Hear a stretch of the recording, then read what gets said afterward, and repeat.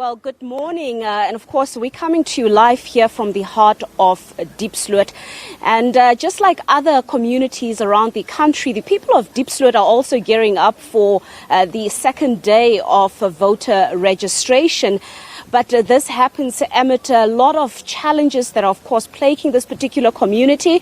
One of them being the issue of crime that we know is very rife in Diepsloot.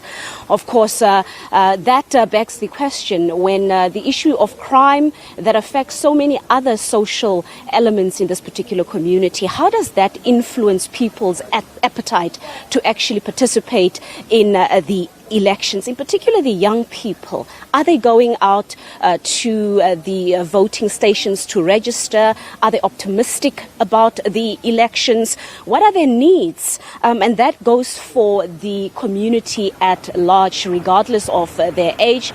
And I must tell you the first day of voter registration went fairly well. When we speak to community leaders, there were no incidents. All the stations opened on time. Mr. Shezi is a community leader and activist. Thank you so much for joining us. It's a very important period for the country's democracy. We're gearing up for the elections next year, but we have to start with the registrations. Are you happy with how that's going? Thus far, we are very much happy because all our voting stations did open in time yesterday, even today. And right now, I can confirm that yesterday, plus minus 100 people, majority of them who came and check their, their status in terms of, checking whether they are in the voters' roll, and the new,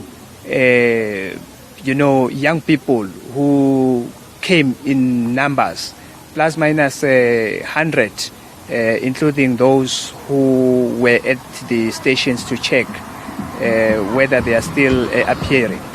So, regardless of the challenges that we have in Diepsloot, but it's important for young people to come in numbers so that they register and vote for a democratic government of their choice, because that is the constitutional right, and that right is enshrined in the Constitution.